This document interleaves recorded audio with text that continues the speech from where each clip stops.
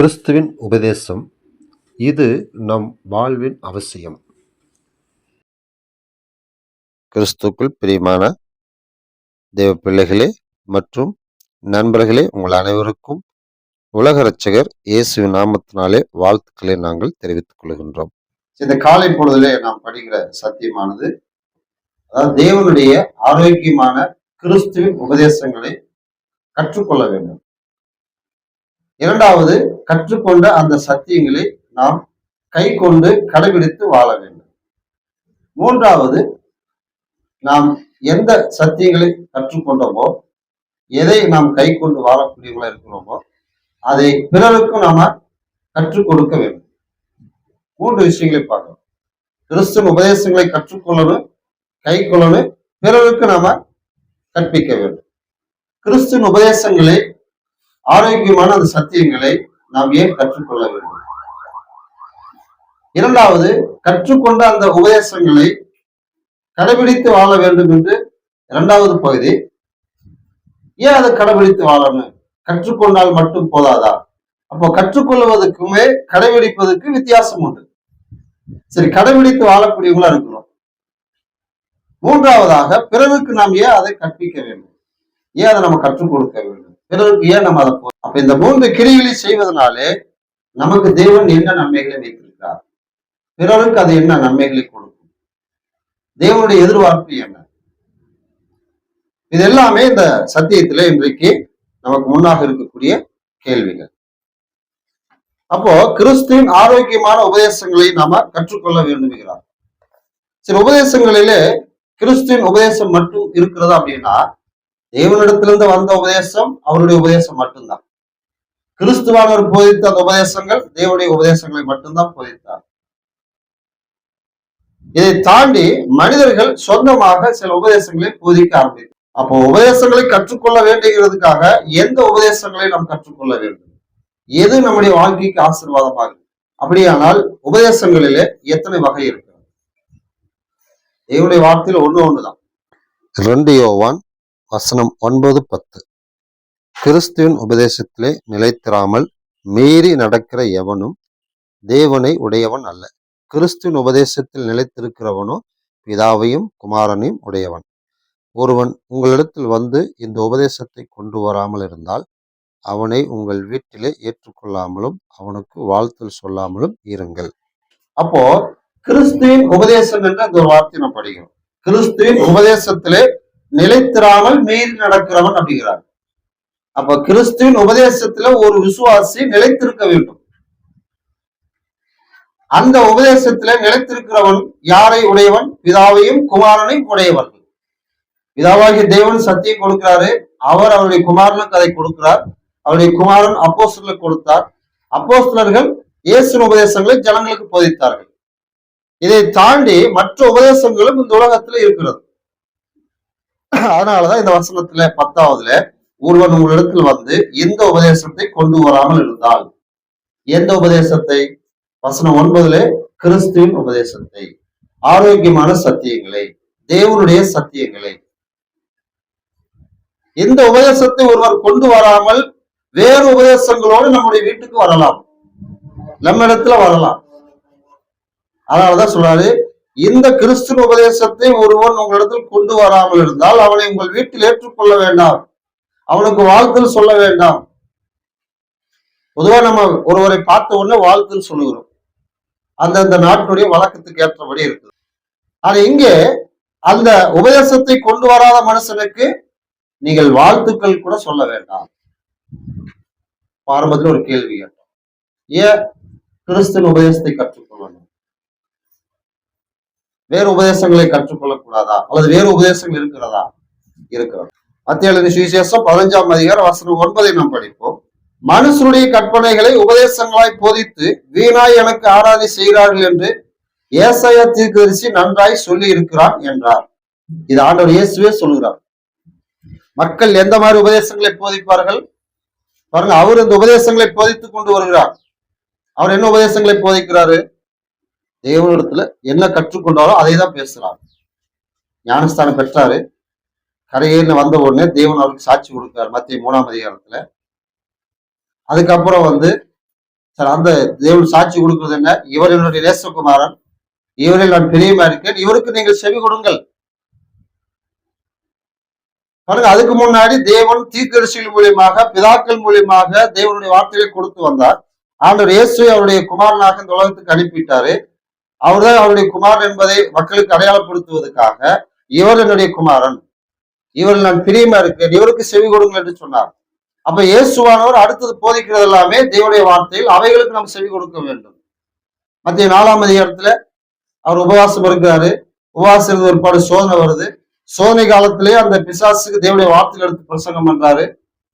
அதுக்கப்புறம் யோவான் காவலில் அடைக்கப்பட்டான் என்று கேள்விப்பட்டாரு. கேள்விப்பட்ட உடனே அவருடைய முதல் பிரசங்கம், மனம் திரும்புங்கள், பரலோக ராஜ்யம் சமீபித்திருக்கு. பாருங்க, அப்பவே பிரசங்கம் ஆரம்பிச்சுட்டார். அப்போ இயேசுவன் இப்படிப்பட்ட பிரசங்கத்தை பண்ணிட்டு இருக்கிற அந்த காலகட்டத்திலே மனிதர்கள் எப்படி போதிக்கிறாங்க? மனுஷருடைய கற்பனைகளை உபதேசங்களாய் போதிப்பார்கள். அப்போ உபதேசங்களை நாம் கற்றுக்கொள்ள வேண்டுகிறதுக்காக எந்த உபதேசங்களை கற்றுக்கொள்ள வேண்டும்? மனித உபதேசம் இருக்கிறது, பிசாசின் உபதேசம் கூட இருக்குது. பிசாசு என்ன மாதிரி உபதேசம் போதிக்கிறான்? ஏவாளத்துல தந்திரமாய் பேசினான். தேவன் தோட்டத்தில் உள்ள எல்லா கனியும் நீங்க சாப்பிடலாம், நன்மை தீமை அறியத்தக்க இந்த கனியை சாப்பிட வேண்டாம்னு சொன்னார். அது தொடவே வேண்டாம், அதை நீங்கள் புசிக்கும் நாளிலே சாகவே சாவீர்கள். இது தேவனுடைய உபதேசம், கட்டளை. சர்ப்பமானது ஏவாளிடத்துல எப்படி தந்திரமா பேசுகிறது? இந்த கனியை சாப்பிட வேண்டாம் என்று தேவன் சொன்னது உண்டோ? உடனே அதுக்கப்புறம் அந்த அம்மா எல்லாத்தையும் சொல்ற மாதிரி சொல்லிட்டாங்க. ஆமா, இதை நாங்க சாப்பிடக்கூடாது, சாப்பிடனாலே சாவீர்கள் என்று தேவன் சொன்னாரு. அப்புறம் உபதேசம் எப்படி வருது? ஏன் அதை சொன்னாரு தெரியுமா? இந்த கனியை நீங்க ஏன் சாப்பிட வேண்டாம்னு சொன்னாரு தெரியுமா? இதை நீங்கள் புசிக்கும் நாளிலே தேவர்களை போல இருப்பீர்கள். பாருங்க, அவருடைய உபதேசம் வருதா இல்லையா? நன்மை தீமை அறியத்தக்க மக்களா மாறிடுவீங்க. அப்போ மனுஷனுடைய உபதேசம் இருக்குது, அதை போதிப்பாங்க. எதுக்கு போதிக்கிறாங்க? நீங்களும் செய்யுங்க, நாங்களும் செய்யறோம். அப்போ கற்றுக்கொள்வதற்கும் அதை வந்துடுறாங்க. அடுத்தது பிசாசு, அவனும் போதிக்கிறான். எப்படி போதிப்பான்? மனுஷனுடைய உபதேசங்கள் எங்கிருந்து வருது? மனுஷனிடத்துல இருந்து வருது. பிசாசு உபதேசங்கள் எங்கிருந்து வருது? அது அவனிடத்துல இருந்தா வருது. சரி, அடுத்து நம்ம பார்க்கலாம். அந்த ஆதியாகமம் 3ஆம் அதிகாரத்துல நம்ம படிச்ச அந்த சம்பவத்தை நம்ம மீண்டும் திருப்பிக் கொள்வோம். அது மேலோட்டமா சொல்லுவதை விட வேதத்திலே நம்ம படிக்கிறது சிறப்பா இருக்கும். இப்ப இங்க ஒரு போதனை இருக்குது, பிசாசுடைய போதனை. ஆதியாகமம் 3ஆம் அதிகாரம் 1 நம்ம கவனிக்கும் பொழுது 6 வசனம் வரைக்கும், தேவனாய் கர்த்தர் உண்டாக்கின சகல காட்டு ஜீவன்களை பார்க்கிலும் சர்ப்பமானது தந்திரம் உள்ளதா இருந்தது. அது ஸ்திரீயை நோக்கி, பாருங்க இப்பவே ஆரம்பிக்குது, நீங்கள் தோட்டத்தில் உள்ள சகல விருட்சங்களின் கனியை புசிக்க வேண்டாம் என்று தேவன் சொன்னது உண்டோ என்றது. சர்ப்பம் பேசுறது, சர்ப்பமா பேசல, பிசாசானவன் அதை செய்கிறான். ஸ்ரீ சர்ப்பத்தை பார்த்து, நாங்கள் தோட்டத்தில் உள்ள விருட்சங்களின் கனியை புசிக்கலாம், ஆனாலும் தோட்டத்தின் நடுவில் இருக்கிற விருட்சத்தின் கனியை குறித்து தேவன் நீங்கள் சாகாதபடிக்கு அதை புசிக்கவும் அதை தொடவும் வேண்டாம் என்று சொன்னார் என்றால். இதெல்லாம் அந்த பிசாசு கேட்டானா? புசிக்க வேண்டாம் என்று சொன்னது உண்டோ? அவ்வளவுதான். தொட வேண்டாம், பார்க்க வேண்டாம், விவரமா இந்த அம்மா எடுத்து சொல்றாங்க. அப்பொழுது சர்ப்பம் பேச ஆரம்பிக்குது ஸ்திரியை நோக்கி, நீங்கள் சாகவே சாவதில்லை. உபதேசம் எப்படி வருது பாருங்க. நீங்கள் இதை புசிக்கும் நாளில் உங்கள் கண்கள் திறக்கப்படும் என்றும் நீங்கள் நன்மை தீமை அறிந்து தேவர்களைப் போல இருப்பீர்கள் என்றும் தேவன் அறிவார் என்றது.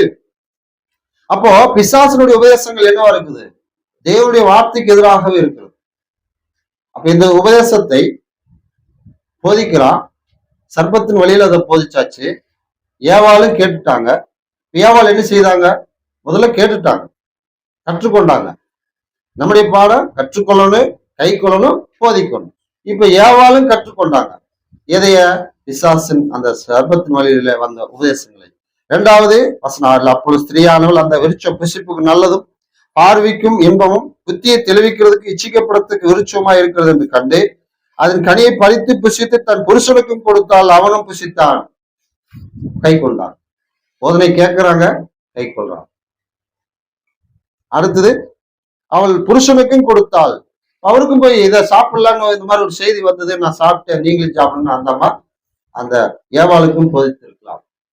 அப்ப தேவனுடைய வார்த்தையின் அடிப்படையில் இல்லாத போதனைகளும் வரும். அதுல 1 மனுஷனுடைய உபதேசங்கள், 2வது பிசாசின் உபதேசங்கள். இப்ப நாம் எந்த உபதேசங்களை கற்றுக்கொள்ளணும்? இது மட்டும் உதாரணம் தான் ரெண்டு சொல்றேன், இது வேற நிறைய இருக்குது. சரி, இப்போ நமக்கு இயேசுவான் சொல்லக்கூடிய உபதேசங்கள் என்ன? நாம் யார்? முதல்ல கிறிஸ்தவங்க, கிறிஸ்துவ ஏற்றுக்கொண்டவங்க, அவர் கீழ்ப்படிந்த மக்கள், அவருடைய சீசர்கள். இந்த சீசரெல்லாம் இருக்கிற ஒவ்வொருவருமே நாம் எங்கே கற்றுக்கொள்ளணுங்கிறாரு? அல்லது யாரை யாரிதில் கற்றுக்கொள்ளணும்? எதை கற்றுக்கொள்ளணுங்கிறாரு? எந்த உபதேசங்களை நீங்கள் கற்றுக்கொள்ள வேண்டுகிறாரு? மத்திய 11ஆம் அதிகாரம் வசனம் 28 முதல் 30 வரை படிங்கள். வருத்தப்பட்டு பாரம் சுமக்கிறவர்களே, நீங்கள் எல்லாரும் என்னிடத்தில் வாருங்கள், நான் உங்களுக்கு இளைப்பாறுதல் தருவேன். நான் சாந்தமும் மனத்தாழ்மையுமாய் இருக்கிறேன். என் நுகத்தை உங்கள் மேல் ஏற்றுக்கொண்டு என்னிடத்தில் கற்றுக்கொள்ளுங்கள், அப்பொழுது உங்கள் ஆத்துமாக்களுக்கு இளைப்பாறுதல் கிடைக்கும். என் நுகம் மெதுவாயும் என் சுமை இலகுவாயும் இருக்கிறது என்றார். அப்ப இயேசுவானவர் அவரை நம்பி வரக்கூடிய, அவரை பின்பற்றக்கூடிய சீசர்களிடத்துல, விசுவாசிகளிடத்துல அவர் சொல்லக்கூடிய உபதேசம், வருத்தப்பட்டு பாரம் சுமக்கிற மக்களே என்னிடத்துல வாருங்கள். எதுக்கு வர சொல்றாரு? அந்த பாரத்தை நீக்கி இளைப்பாறல் தருவதற்காக அழைக்கிறார். பாரம் நம்மை விட்டு நீங்க வேண்டுமானால், நமக்கு இளைப்பாறல் கிடைக்க வேண்டுமானால் நாம் எதை கற்றுக்கொள்ளணும்? பாருங்க, பாரத்தோடு போற ஒரு மனுஷனுக்கு அந்த பாரம் உங்க இடத்துல நீக்குவதற்கு நான் ஒண்ணு சொல்றேன், அதை செய்யுங்க அப்படிம்பாங்க. அப்ப நான் சொல்லுவதை கேளுங்க, கற்றுக்கொள்ளுங்க, அதை கடைபிடிங்க. என்ன சொல்றாரு? வசனம் 29, நான் சாந்தமும் மனத்தாழ்மையுமா இருக்கிறேன், என் நுகத்தை உங்கள் மேல் ஏற்றுக்கொண்டு. பாருங்க, அடுத்தது என்னிடத்தில் கற்றுக்கொள்ளுங்கள். என்ன சொல்றாரு? என்னிடத்துல கற்றுக்கொள்ளுங்கள். எந்த உபதேசத்தை போதிப்பாரு? யாருடைய உபதேசத்தை போதிப்பாரு? தேவ பிள்ளைகள் நாம நம்முடைய வாழ்க்கையில எப்படி பார்க்கணும்? உபதேசங்களை கற்றுக்கொள்ளணுங்கிறதுக்காக மனுஷனுடைய உபதேசம் இருக்குது, பிசாசும் உபதேசம் இருக்கிறது, கிறிஸ்துவின் உபதேசம் இருக்கிறது. இந்த மூன்றிலே நாம் எதை கற்றுக்கொள்ள அழைக்கப்பட்டிருக்கிறோம்? எதை கற்றுக்கொள்ள வேண்டும் என்று தேவன் விரும்புகிறார்? அல்லது எந்த உபதேசம் நமக்கு ஆசீர்வாதமாக இருக்கும்? இப்ப இந்த வசனம் நமக்கு சொல்லுது, என்னிடத்தில் கற்றுக்கொள்ளுங்கள், அப்பொழுது உங்கள் ஆத்துமாக்களுக்கு இளைப்பாறுதல் கிடைக்கும். 3 உபதேசங்களை பார்த்தோம். 3 உபதேசங்களே கிறிஸ்துவின் உபதேசம் ஆத்மாவுக்கு இளைப்பாறுதல் தருகிறது. அந்த மனுஷனுடைய உபதேசங்கள் நமக்கு ஏதாவது ஒரு பலனை தருமா? மத்திய எழுதின சுவிசேஷம் நம்ம ஏற்கனவே படிச்சதா? அந்த 15ஆம் அதிகாரத்திலே பாருங்க, மத்திய எழுதின சுவிசேஷம் 15ஆம் அதிகாரம் வசனம் 9, மனுஷனுடைய கற்பனைகளை உபதேசங்களை போதித்து வீணாய் எனக்கு ஆராதனை செய்கிறார்கள் என்று எழுதியிருக்கிறது. அப்போ மனுஷனுடைய உபதேசங்கள் நமக்கு எதை கொடுக்குது? வீணானதை தான் கொடுக்குது. வீணானதை நம்ம எதையாவது விரும்புமா? பேசுனது வீணா போச்சு, செய்த வேலை வீணா போயிடுது, எதிர்பார்த்த காலம் வீணா போச்சு, எல்லாமே வீணா போகுது இல்லைங்களா? வீணா போகக்கூடிய ஒரு வேலை இருந்தா யார் நம்ம விரும்புவோம்?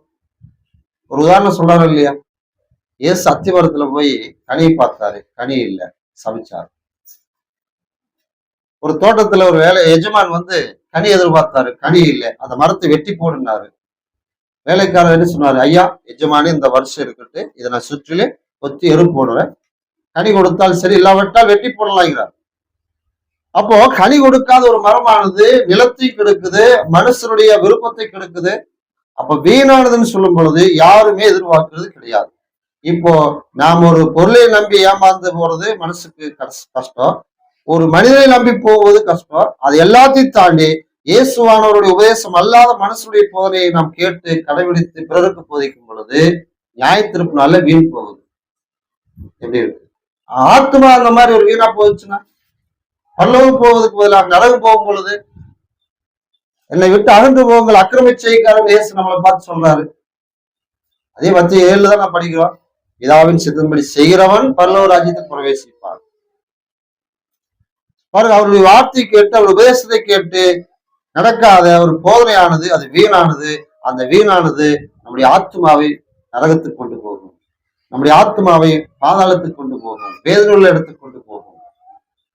சரி, இப்போ பிசாசின் மனுஷனோட உபதேசம் இந்த மாதிரி ஒரு பிரச்சனை கொடுக்குது. பிசாசின் உபதேசமானது ஏவாள் இடத்திலே தொடங்கிடுச்சு. சரி, அந்த உபதேசங்கள் அவனுக்கு எங்க இருந்து வருது? யோவான் 8ஆம் அதிகாரம் 44ஆம் வசனத்தை நாம் படிப்போம். நீங்கள் உங்கள் பிதாவாகிய பிசாசானவனால் உண்டானவர்கள், உங்கள் பிதாவுடைய இச்சைகளின்படி செய்ய மனதாய் இருக்கிறீர்கள். அவன் ஆதி முதற்கொண்டு மனுஷ கொலைபாதகனாய் இருக்கிறான். சத்தியம் அவனிடத்தில் இல்லாதபடியால் அவன் சத்தியத்தில் நிலை நிற்கவில்லை. அவன் பொய்யனும் பொய்க்கு பிதாவுமாய் இருக்கிறபடியால் அவன் பொய் பேசும்போது தன் சொந்தத்தில் எடுத்து பேசுகிறான். அப்போ ஏவாள் அந்த சர்பத் உபதேசங்களை கேட்டான். சர்பத்தின் உபதேசங்கள் நேரடியாக சர்பத்தினுடைய உபதேசமே இல்லை. ரெண்டுக்கும் இதே கை வச்சுக்கோ. 2 Corinthians 11ஆம் அதிகாரத்துல வசனம் 2, 3 நாம் படிப்போம். குறிப்பா 3ஆம் வசனத்தை நாம் படிப்போம். 2 Corinthians 11ஆம் அதிகாரம் வசனம் 3ல, ஆகிலும் சர்ப்பமானது தன்னுடைய தந்திரத்தினாலே ஏவாளை வஞ்சித்தது போல உங்கள் மனதும் கிறிஸ்துவை பற்றி உண்மை நின்று விலகும்படி கெடுக்கப்படுமோ என்று பயந்திருக்கிறேன். சர்ப்பத்தினுடைய போதனையானது என்ன செய்யுது? ஏவாளை வஞ்சித்தது, தந்திரத்தினாலே வஞ்சிக்கிறது. அப்போ பிசாசனுடைய உபதேசமானது எங்கிருந்து வருகிறது? யோவான் 8:44 திருப்பிக் கொள்ளவோ, அவன் பொய்யனும் பொய்க்கு பிதாவுமா இருக்கிறான். அவன் சொந்தத்தில் எடுத்து பேசுகிறான். சொந்தத்துல எடுத்து பேசுவதற்கு ஒரே ஒருவருக்கு தான் உரிமை உண்டு, தேவனுக்கு தான். அந்த உரிமை உள்ள தேவன் நமக்கு கொடுக்கிற சத்தியங்கள் கிறிஸ்து மூலியமாக கொடுக்கப்பட்டது. அந்த கிறிஸ்துவனால சொன்னாரு, என்னிடத்துல கற்றுக்கொள்ளுங்கள், அப்பொழுது உங்கள் ஆத்துமாக்களுக்கு இளைப்பாறுதல் கிடைக்கிறார். கிறிஸ்துவனுடைய உபதேசத்தை கற்றுக்கொள்ளும் பொழுது நம்முடைய ஆத்மா இளைப்பாறுதல் பெறும். அது மட்டுமல்ல, ரட்சிப்பு பெறும். கிறிஸ்துவை போல வளருவதற்கு அது உதவி செய்யுது. பாவத்தை மேற்கொள்வதற்கு உதவி செய்கிறது. மனுஷனுடைய உபதேசங்கள் வீணாக நம்மளை கொண்டு போகுது. காலங்களை வீணாக்கிடு, கிரிகளை வீணாக்கிடு, எதிர்பார்ப்பை வீணாக்கிடு, நம்முடைய ஆத்மாவை நரகத்துக்கு கொண்டு போயிடு. பிசாசின் உபதேசங்கள் அவன் பொய்யனும் பொய்க்கு பிதாவுமா இருக்கிறான். சரி, பொய் பேசுவது அப்படி என்ன ஒரு பிரச்சனையா? பொய் பேசுவதனால நம்ம உலகத்துல எத்தனை மக்கள் கோடீஸ்வரர்களா இருக்கிறாங்க நம்ம நினைக்கிறோம். உண்மையாலுமே கோடீஸ்வரர்களா இருக்கிறோம். உலகத்திலே பெரிய அளவு கோடீஸ்வரனா கூட ஆகலாம். இப்ப நியாய தீர்ப்பு நாள் நடக்குது. இயேசு நியாய தீர்ப்பு நாள்ல பொய்யர்களுக்கு உண்டான தண்டனை என்ன? வெளிப்படுத்தின விசேஷம் 21ஆம் அதிகாரம் 8ஆம் வசனத்தை நாம் படிப்போம். பயப்படுவர்களும் அவிசுவாசிகளும் அருவருப்பானவர்களும் கொலைபாதகரும் விபச்சாரக்காரரும் சூனியக்காரரும் ஆராதனைக்காரரும் பொய்யர் அனைவரும் 2ஆம் மரணமாகிய அக்னியும் கந்தகமும் இருக்கிற கடலிலே பங்கடைவார்கள் என்றார். புரியுதுங்களா? பொய்யர்கள், பொய்க்கு பிதா பிசாசு, சொந்தத்தில் எடுத்து பேசுறான். இப்ப நாமும் கூட உபதேசம் பண்ணும்போது சொந்தமா கூட பேசலாம். வேதத்தை மூடி வச்சுட்டு ஒரு வசனத்தை படிக்க சொல்லிட்டு அதுக்கு விளக்க உரைன்னு சொல்லி மணிக்கணக்குல பேசலாம். இப்ப யாருடைய அது உபதேசம்? யார் அதை பேசுறாங்களோ அது அவங்களுடைய உபதேசம், மனுஷனுடைய உபதேசம். அந்த மனுஷனுடைய உபதேசங்கிறது வந்தது அவனுக்குள்ளாக இருந்து வந்தது. அவனுக்குள்ளாக வரும்பொழுது சொந்த உபதேசம். சொந்த உபதேசம் எதைத்தான் பேசு? பொய்யதான் பேசு. இப்போ பொய்யர் அனைவரும் 2ஆம் மரணமாகி அக்னியும் கந்தமும் எறிகிற கடலிலே பங்கடைவார்கள். அப்ப இந்த 2ஆம் மரணமானது அக்னி கடல்ல விழக்கூடிய ஒரு சூழ்நிலை யாருக்கு? பொய்யர்களுக்கும் இருக்கு. அதுக்கு மேல சில மக்களுக்கு சொல்ல 8 வகையான மக்களுக்கு இது இருக்குதுங்கிறார்.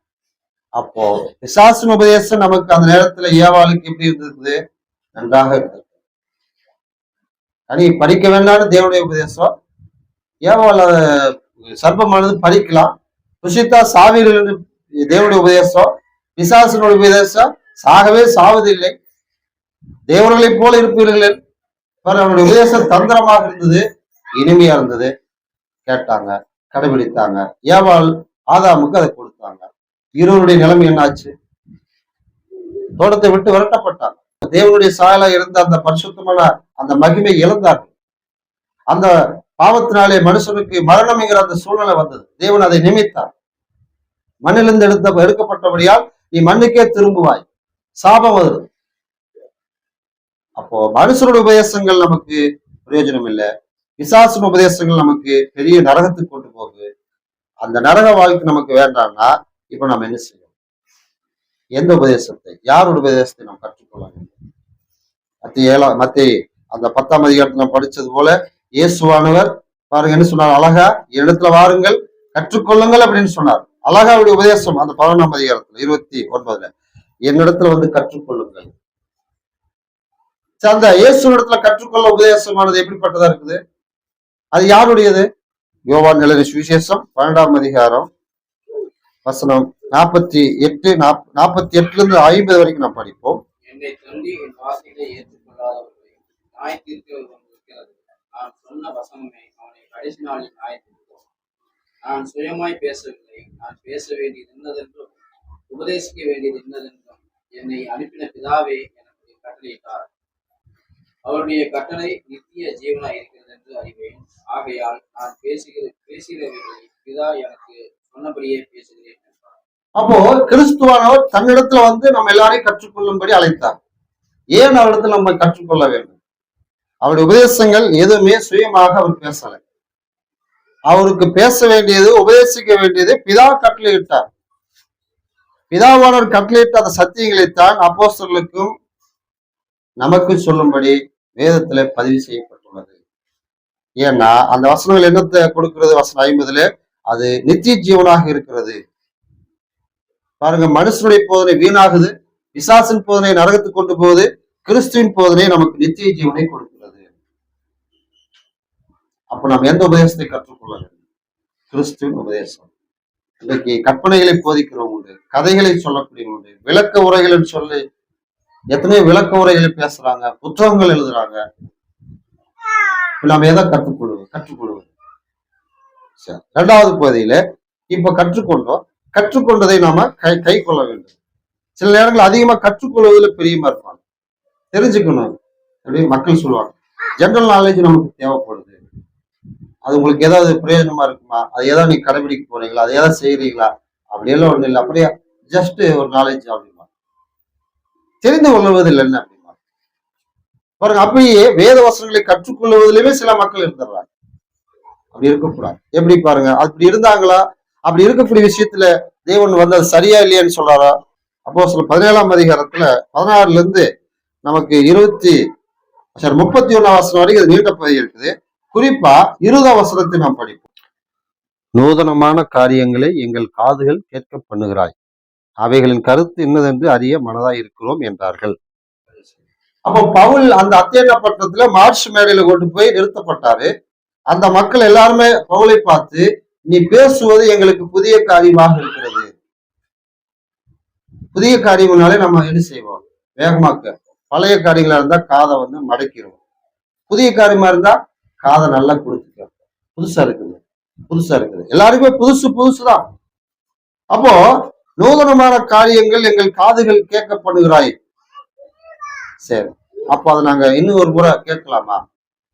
ரைட்டு, சரி, பரவாயில்ல, நல்லா கேட்கறாங்க, ரொம்ப பிரியமா இருக்கிறாங்கன்னு சொல்லி நினைச்சா, வசனம் 21 அவங்களுக்கு என்ன பிரச்சனை? 21 நாம் படிப்போம்.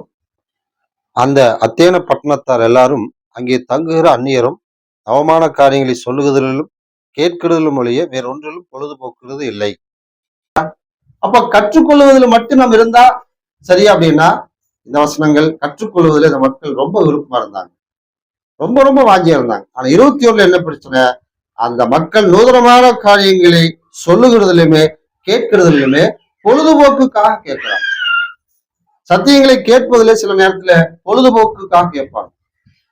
சத்தியத்தை படிக்கலாம், தூக்கம் வரல, பைபிள் எடுத்து பாருங்க. நேரத்தை கழிப்பதற்காக, பொழுதுபோக்குக்காக நம்ம படித்தால் தேவன் சொல்றாரு அது தவறு. இப்ப நம்ம முதல்ல கற்றுக்கொள்வது கூட சில மக்களுக்கு ஜெனரல் நாலேஜ் தெரியணுங்கிறதுக்காக செய்வாங்க, பொழுதுபோக்குக்காக செய்வாங்க. ஆனா நாம் எப்படி கற்றுக்கொண்டதை என்ன செய்யணுங்கிறாரு? யாக்கோபு எழுதின நிருபத்தில் நம்ம எல்லாருக்கும் தெரிஞ்ச வசனம் தான். கற்றுக்கொண்ட அந்த கிறிஸ்துவ உபதேசத்தை ஒவ்வொன்றையும் நம்முடைய வாழ்க்கையில் என்ன செய்யணுங்கிறாரு பாருங்க. வசனம் 22ல இருந்து 25 வரை நாம் படிப்போம். யாக்கோபு 1ஆம் அதிகாரம் வசனம் 22ல இருந்து 25 வரை. அல்லாமலும் நீங்கள் உங்களை வஞ்சியாதபடிக்கு திருவசனத்தை கேட்கிறவர்களாய் மாத்திரமல்ல, அதன்படி செய்கிறவர்களாய் இருங்கள். எண்ணத்தினானது ஒருவன் திருவசனத்தை கேட்டும் அதன்படி செய்யாதவனானால் கண்ணாடியிலே தன் முகத்தை பார்க்கிற மனுஷனுக்கு ஒப்பாயிருப்பான். அவன் தன்னைத்தானே பார்த்து அவ்விடம் விட்டு போனவுடனே தன் சாயில் இன்னதென்பதை மறந்து விடுவான். சுயாதீன பிரமாணமாகிய பூரண பிரமாணத்தை உற்று பார்த்து அதனை நிறுத்தி நிற்கிறவனை கேட்கிறதை மறக்கிறவனாயிராமல் அதற்கேற்ற கிரியைகளை செய்கிறவனாய் இருந்து தன் செய்கையிலே பாக்கியவானாய் இருப்பான். அப்ப சத்தியங்களை கற்றுக்கொண்ட சத்தியங்களை கை கொள்ளும் பொழுது என்ன ஆசீர்வாதம்? பாக்கியவான். ஒரே வார்த்தை எல்லாம் அடங்கியது. என்ன பாக்கியம்? கை கொள்ளும் பொழுது நீங்களும் உங்கள் பிள்ளைகளும் நன்றாயிருப்பீர்கள். உபாகம புஸ்தகம் 5:29 தேவன் சொல்லுவார், பிள்ளைகளுக்கு கருத்தாய் போதீங்கள், அதை கடைபிடித்து அதுக்கு பயந்து தேவனுக்கு கீழ்ப்படிந்து வாழக்கூடிய இருதயம் இருந்தால் நன்றாயிருக்கும். பிள்ளைகள் என்றென்றைக்கும் நன்றாயிருப்பார்கள். அதே வசனங்களை கை கொள்ளும் பொழுது நமக்கு என்ன ஆசீர்வாதங்கள் இருக்குது? 119 சங்கீத வசனம் 8, 9ல சரி 9, 10, 11ல நம்முடைய வழியை சுத்தம் பண்ணுவதற்கு அது உதவி செய்கிறது. தேவனுக்கு விரோதமாக பாவம் செய்யாத அளவுக்கு அந்த வசனங்கள் நமக்கு உதவி செய்கிறது. தேவன் நமக்கு விரோதமாய் பாவம் செய்யாதபடிக்கு உங்களுடைய வாக்கை என் இருதயத்தில் வைத்து வைத்தேன். சத்தியம் நம்முடைய இருதயத்தில் இருந்துன்னா பாவம் செய்யாமலை காப்பாற்றிக் கொள்ளலாம். நம்ம வீட்டுல ஒரு ஆயுதம் இருக்குது, திடீரென்று ஒரு பூச்சி உள்ள வந்துருச்சு, என்ன செய்யறோம்? உடனே அந்த ஆயுதத்தை எடுத்து அடிச்சு நம்ம வெட்டிடுறோம். ஆயுதங்கள் இருக்குது, வெளியில் இருக்குது, வீட்டுக்குள்ள பூச்சி வந்தது, என்ன செய்யறோம்? தேடுறோம்.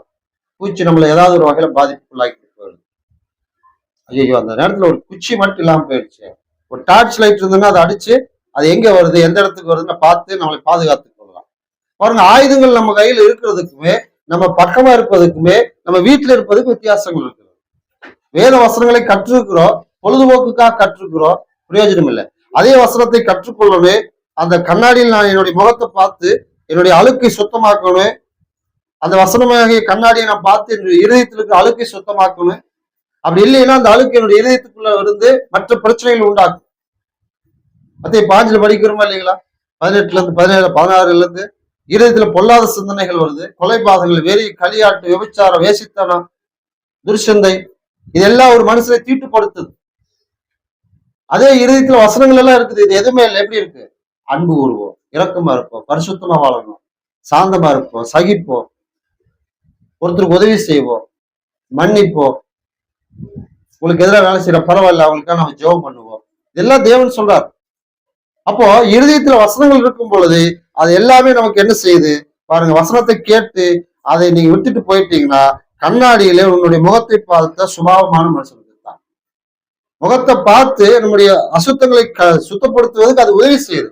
ஆனா பயன்படுத்தலைன்னா வெளியில அப்படியே வர்றோம். நம்மள இடத்துல யாராவது பக்கமா வந்து நிற்பாங்களா? பேசுவாங்களா? பேச மாட்டாங்க. அது அசுத்தம். இப்ப இறுதியா அசுத்தமா இருக்குது, தேவனிடத்துல போக முடியுங்களா? மத்திய 5ஆம் அதிகாரம் 8ஆம் வசனத்துல பரிசுத்தம் இல்லாமல் இருதயத்துல சுத்தமுள்ளவர்கள் பாக்கியவான், அவர்கள் யாரை தரிசிப்பார்கள்? கர்த்தரை தரிசிப்பார்கள்.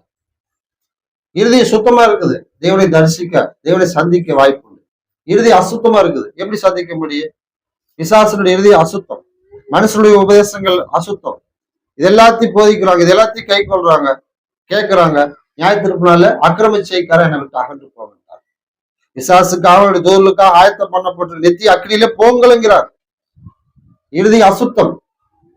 12ஆம் அதிகாரம் 14ஆம் வசனத்துல பரிசுத்தம் இல்லாமல் ஒருவனும் கர்த்தரை தரிசிப்பதில்லை, ஒருத்தர் கூட தரிசிக்க முடியாது. ஒவ்வொருவரும் கர்த்தரை தரிசிக்க நமக்கு ஒரு வாய்ப்பு எப்போ? கிறிஸ்துவின் உபதேசத்தை கேட்டு கற்றுக்கொண்டு அதை கடைபிடிக்கும் பொழுது சுயாதீன பிரமாணமாகிய பூர்ண பிரமாணத்தை உற்று பார்த்து, கண்ணு தெரியல என்ன செய்யறோம்? கண்ணை தேய்க்கிறோம், கொஞ்சம் அப்படியே லைட்டா தேய்ச்சிட்டு பார்த்தோம்னா ஒரு அளவுக்கு நல்லா தெரியலாம்.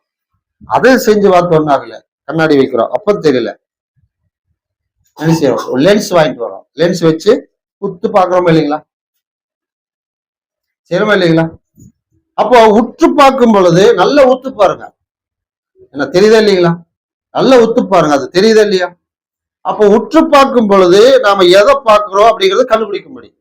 அதனால வசனத்தை நாம் உற்று பார்க்க வேண்டும். உற்று பார்க்கிறதுனா தேவனுடைய கட்டளைகள் நம்முடைய ஆத்மாவுக்கு இளைப்பாறுதலை தருகிறது. தேவனுடைய கட்டளைகள் தேவனுடைய விருப்பத்தை நிறைவேற்ற உதவி செய்கிறது. அவருடைய கட்டளைகள் அவருடைய இருதயத்தை போல் நம்முடைய இருதயம் மாறுவதற்கு, வளருவதற்கு உதவி செய்கிறது. இதை தவிர பிசாசின் உபதேசம், மனுஷன் உபதேசம் இதுக்கு எதிராக அப்படி இருக்கு. அதனால அதை கேட்கிறவளாய் மாத்திரமல்ல, அதை கேட்ட கிரியை செய்யறவனா இருந்து தன் செய்கையில் பாக்கியவானா இருப்பான். ஆச்சரியமா இருக்குதுங்களா? தன்னுடைய செய்கை அப்படின்னு சொல்லி செய்கைகள் வசனங்களை கை கொண்டு வாழக்கூடிய பிள்ளைகளுடைய வாழ்க்கை எப்படி இருக்கு? 128ஆவது சங்கீதத்துல கர்த்தருக்கு பயந்து அவன் வழியில் நடக்கிறவன் எவனோ அவன் பாக்கியவான், அவன் ஆசீர்வாதம் பெறுவான், கைகளில் பிரயாசத்தை சாப்பிடுவான், தன் மனைவி ஆசீர்வாதமா இருப்பாங்க, பிள்ளைகள் ஆசீர்வாதமா இருப்பாங்க, பிள்ளைகளுடைய பிள்ளைகளை காண்பாய்கிறார்.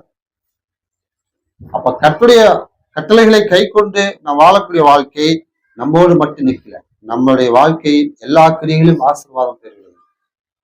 சொல்லு சரியா இருக்குது, செயல் சரியா இருக்குது, பார்வை சரியா இருக்குது, எதை நம்ம கேட்கணும் எல்லாத்தையும் சரியா இருக்குது. பேச்சு ஒரு பக்கம் இருக்குது, பார்வை ஒரு பக்கம் அப்படின்னா அது தப்பாவும் இருக்கலாம், கொடூரமாகவும் இருக்கலாம். இப்ப அதை நம்ம தெரிஞ்சுக்கிட்டு என்ன செய்யறோம்? இது சரியில்லை, இந்த இடத்துல இருக்கிறது சரியில்லை, பேச்சு சரியில்லை, பார்வை சரியில்லை, நம்ம போயிடலாம். கிறிஸ்தவங்களா இருந்தா சுத்தமா இருப்பான். அப்போ உபதேசங்களை கேட்பது மட்டுமல்ல, அதை ஏன் நாம் கை கொள்ளணும் அப்படின்னா, நம்முடைய வாழ்க்கை எல்லா கிரியிலும் பரிசுத்தமா இருப்பதற்கு அது உதவி செய்கிறது. சரி, மூன்றாவது, கை கொண்டாச்சு, நாம் நம்முடைய குடும்பம் பாதுகாக்கப்படுது. சரி, இதே நிலை இருக்கலாம் அப்படின்னா, இதே நிலை இன்னொருவருக்கும் வரணும் அப்படிங்கிறார். எப்படி? பிறருக்கு நாம் கற்பிக்க வேண்டும், போதிக்க வேண்டுகிறார். 1 தீமோத்தேயு 2 அதிகாரம் வசனம் 4 முதல் 7. எல்லா மனுஷரும் ரட்சிக்கப்படவும் சத்தியத்தை அறிகிற அறிவை அடையவும் அவர் சித்தமுள்ளவராய் இருக்கிறார். தேவன் ஒருவரே, தேவனுக்கும் மனுஷருக்கும் மத்தியஸ்தரும் ஒருவரே. எல்லாரையும் மீட்கும் பொருளாக தம்மை ஒப்பு கொடுத்த மனுஷனாகிய கிறிஸ்து இயேசு அவரே. இதற்குரிய சாட்சி ஏற்ற காலங்களில் விளங்கி வருகிறது. இதற்காகவே நான் பிரசங்கியாகவும் அப்போஸ்தலனாகவும் புரஜாதிகளுக்கு விசுவாசத்தையும் சத்தியத்தையும் விளங்க பண்ணுகிற போதகனாகவும் நியமிக்கப்பட்டிருக்கிறேன். நான் பொய் சொல்லாமல் கிறிஸ்துவுக்குள் உண்மையை சொல்லுகிறேன். பாருங்க, ஒரு உண்மையான செய்தி என்ன? பவுல் கிறிஸ்துவை ஏற்றுக்கொண்டாரு, ரட்சிக்கப்பட்டாரு. அதே பவுல் மூலியமாக சத்தியங்கள் ஜனங்களுக்கு அறிவிக்கப்படும். இது மட்டும் உண்மை இல்லை. எல்லாரும் பாவம் செய்து தேவ மகிமை இழந்துட்டாங்க. அப்படி இழந்த அத்தனை மக்களுக்கும் இயேசு கிறிஸ்து மூலியமாக மகிமை கொடுப்பதற்கும் மீட்பை கொடுப்பதற்காக தேவன் திட்டம் வைத்திருக்காரு. அந்த மனுஷனுக்கும் தேவனுக்கும் மத்தியஸ்தராக இயேசு இருக்கார். இது சத்தியம். அப்போ எல்லாரும் ரட்சிக்கப்பட வேண்டும் என்பது, எல்லாரும் சத்தியத்தை அறிந்து தேவனுடைய விருப்பத்தை செய்ய வேண்டும் என்பது 4ஆம் வசனத்துல தேவனுடைய விருப்பம். அப்பாரு, நாம் கற்றுக்கொள்ளணும் கிறிஸ்துவ உபதேசத்தை, கை கொள்ளணும் கிறிஸ்துவ உபதேசத்தை, போதிக்கணும் கிறிஸ்துவ உபதேசத்தை. ஏன்? எல்லா மனுஷரும் ரட்சிக்கப்படணும். எல்லா மனுஷரும் ரட்சிக்கப்படணும்னா எல்லாருக்கும் சத்தியம் வேணுமா வேண்டாங்களா? சத்தியத்தையும் அறிவீர், சத்தியம் உங்களை விடுதலையாக்குங்கிறார். அப்ப எல்லாரும் ரட்சிக்கப்படணும்னா எல்லாருக்கும் சத்தியம் தெரியணும், எல்லாருக்கும் விசுவாசம் வரணும், எல்லாருக்கும் அந்த கீழ்ப்பிடிதல் வரணும். அதனாலதான் மார்க் 16ஆம் அதிகாரம் வசனம் 15-16 நீங்கள் உலகமெங்கும் போய் சர்வ சிருஷ்டிக்கு சுவிசேஷத்தை பிரசங்கிங்கள். இயேசு அப்போஸ்தலருக்கு கை கொள்ளும்படி போதிச்சார், கற்றுக் கொடுத்தாரு, கை கொண்டாங்க, போதிக்கிறாங்க. இப்ப அதே அப்போஸ்தலர்களுக்கு நான் உங்களுக்கு கட்டளையிட்ட யாவையும் அவர்கள் கை கொள்ளும்படி உபதேசம் பண்ணுங்கள். விசுவாசம் உள்ளவனாய் ஞானஸ்தானம் பெற்றவன் ரட்சிக்கப்படுவான். அப்போ அப்போஸ்தலருக்கு இயேசு கற்றுக் கொடுத்தாரு, அவங்க கடைபிடித்தாங்க. அதே அப்போஸ்தலர்கள் மூலியமாக உலகத்துக்கு போய் சத்தியம் சொல்லுங்கன்னு சொன்னாரு, அவங்களும் சொன்னாங்க. சொன்ன அந்த சத்தியமானது எதுக்கு? எல்லாரும் ரட்சிக்கப்படும். ஏன்னா எல்லாரும் பாவிகள். ஒரு ஆத்மா கூட மரிப்பது, ஒரு ஆத்மா கூட கெட்டு போவது தேவ சித்தம் அல்ல. 2 பேர் 3, 9, 10 படிக்க. அப்ப அந்த விருப்பம் நிறைவேறணும்னா வசனம் 4 எல்லாரும் சத்தியம் அறியணும். அதுக்கு நம்ம என்ன செய்யணுங்கிறாரு பவுல் சொல்ல, இதுக்காக நான் பிரசங்கியாகவும் நியமிக்கப்பட்டேன். சரி, அவர் நியமிக்கப்பட்டார். இப்ப நமக்கு என்ன சொல்றாரு? 2 தீமோத்தேயு 2ஆம் அதிகாரம் வசனம் 2 நாம் படிக்கும் பொழுது தீமோத்தேயுக்கு சொல்றாரு, அநேக சாட்சிகளுக்கு முன்பாக நீ என்னிடத்தில் கேட்டவைகளை மற்றவர்களுக்கு போதிக்கத்தக்க உண்மையுள்ள மனுஷனிடத்தில் ஒப்புவி. பவுல் கற்றுக்கொண்டாரு, கடைபிடித்தாரு. தீமோத்தேயு கற்றுக் கொடுத்தாரு. தீமோத்தேயு அடுத்தது நீ அதை கடைபிடி, அடுத்தது மற்றவர்களுக்கு போதி. ஏன்? இதுக்கு முன்னாடிதான் படிச்சு எல்லாரும் ரட்சிக்கப்படணும். அப்ப எல்லாருக்கும் சத்தியம் தேவை, எல்லாரும் பரலோகம் வரணுங்கிற தேவனுடைய விருப்பம். அப்ப எல்லாருடைய இருதயங்கள் பரிசுத்தமாகும். இதுக்கு எல்லாத்துக்கும் நமக்கு எல்லா மனிதர்களும் சத்தியங்களை கற்றுக்கொள்ளணும். அது கிறிஸ்துவின் ஆரோக்கியமான உண்மையான சத்தியங்களை கற்றுக்கொண்டாதான்.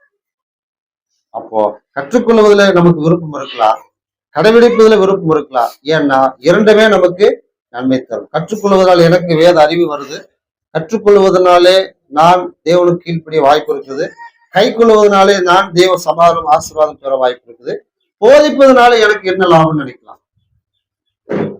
பொதுவா நான் அப்படித்தான் நினைக்கிறேன்.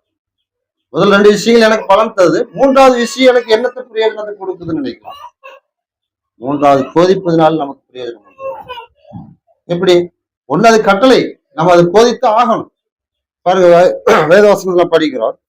1 அதிகாரம் வசனம் 16 படிக்கும் பொழுது, சுவிசேஷத்தை நான் பிரசங்கித்து வந்து மேன்மை பாராட்ட எனக்கு இடமில்லை, அது என் மேல் விழுந்த கடமையா இருக்கிறது. சுவிசேஷத்தை நான் பிரசங்கியாதிருந்தால் எனக்கு ஐயோ. பவுல் தேவனுடைய வார்த்தைகளுக்கு கீழ்ப்படிந்து கடைபிடித்து வாழ்ந்தார். போதிக்கும் அவர் கட்டளை கொடுத்தார். இயேசு அவரை தெரிந்து கொள்ளும் போது அப்போஸ்தலர் 9ஆம் அதிகாரத்துல ராஜாக்களுக்கும் அதிகாரிகளுக்கும் சாட்சியாக அவனை நான் ஏற்படுத்தினேன். புறஜாதிகளுக்கு சுவிசேஷம் சொல்லும்படி பவுலை தெரிந்து கொண்டு நினைக்கிறார். அதே போல அவர் பிரசங்கம் பண்ணார். இப்ப அவர் சொல்றாரு, அந்த பிரசங்கம் பண்ணுவது என் மேல் விழுந்த கடமை. கடமையை நம்ம செய்யணுமா வேண்டாங்களா?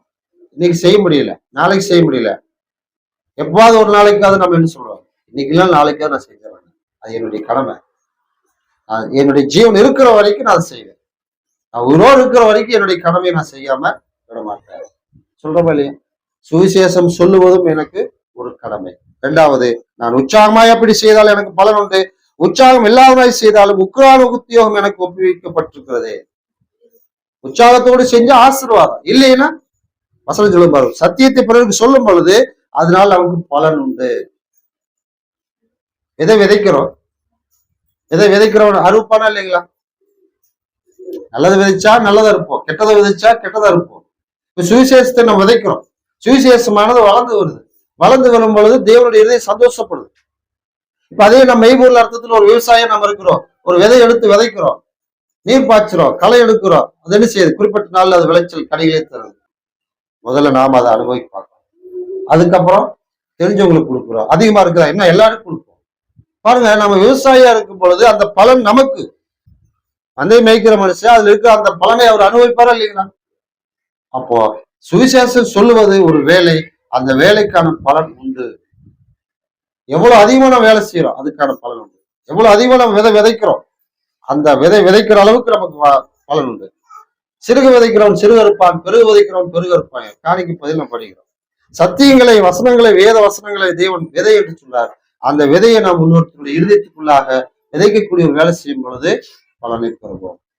25:15 நாம் படிக்கும் பொழுது 5 தாலந்து, 2 தாலந்து, 1 தாலந்து வாங்கினோம். திறமைக்கு தக்க தாளந்துகள் கொடுக்கிறார். சத்தியங்கள் நமக்கு அதிகமா கற்றுக் கொடுக்க தேவன் வாய்ப்பு கொடுத்தார். அதை கடைபிடிக்க அதிகமான வாய்ப்புகள் கொடுக்கிறார். இப்ப அதுக்கான ஆசீர்வாதம் நம்ம இடத்துல பெருகுது. அதே தேவன் சொல்றாரு, இதை நீ வியாபாரம் பண்ணி பெருக்க அப்படிங்கிறார். 5 தாளந்தை வாங்கினவன் வேறு 5 தாளந்தை சம்பாதித்தான். 2 தாளந்தை வாங்கினவன் வேறு 2 தாளந்தை சம்பாதித்தான். 1 தாளந்தை வாங்கினவன் நிலத்துல புதைத்து வைத்து அப்படியே திருப்பி கொடுத்தான். 3 பேருக்கு கணக்கு. 5 தாளந்தை வாங்கினவனை எஜமான் பாராட்டார். உண்மையும் உத்தமமான ஊழியக்காரன், நீ கொஞ்சத்தில் உண்மையா இருந்தால் அநேகத்தில் உண்மையா இருப்பாய், அதிகமான பட்டணங்களுக்கு உன்னை அதிகாரி ஆக்கிறார். எஜமானுடைய சந்தோஷத்துக்குள் பிரவேசினார். 2 தாளந்து வாங்கினவருக்கு அப்படித்தான். பாருங்க, நம்ம வசனங்களை பெற்றுக்கொண்டு அதை கடைபிடித்து வாழ்ந்து பிறருக்கு சொல்லும் பொழுது அந்த தாளந்துகளை நாம் பெருக்குவதற்கு சமம். பெருக்கும் பொழுது எஜமான் சந்தோஷப்படுறாரு, நம்மளை என்ன செய்யார்? மேலும் அதிகாரியாக வைக்கிறாரு. எஜமானுடைய சந்தோஷத்துக்குள்ள பிரவேசிக்க செய்யறார். 1 தாளந்தை வாங்கினவன் நிலத்துல புதைத்து வைத்து கொடுத்தவருக்கு என்ன சொல்வார்? சோம்பல் உள்ளவன், பிரயோஜனமற்றவன், இவனை புறமான இல்லை தள்ளி போடுங்கள், அங்கு அழுகையும் பட்கடிப்பு உண்டாகும். மனுஷனுடைய உபதேசங்கள் அவனுக்கு என்ன தோணுச்சு? கொடுத்தவர் பெரிய ஒரு கடினமுள்ள மனுஷன், அவனுக்கு பயந்து நான் நிலத்துல புதைத்து வைத்தேன். வியாபாரம் பண்ணி ஏதோ லாஸ் ஆயிடுதுன்னா நமக்கு தேவையில்லாத தொழில், அதனால அப்படியே அவன் கையிலே கொடுத்துடலாம். அவர் சொல்ற, காசுக்கார வசதியில் நீ போட்டு வச்சிருந்தாலும் நான் வட்டியோடு வாங்கியிருக்கேன்.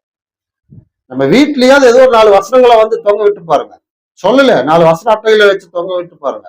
வீட்டுக்குள்ள வந்தவங்க என்ன செய்வாங்க? இதை கிறிஸ்டின் நடத்துது நீங்க? ஆமாங்க. கிறிஸ்டினான்னு கேட்கற ஒரு கேள்வி வச்சா நம்ம ஆமான்னு சொல்றோம். எந்த சர்ச்சுங்க?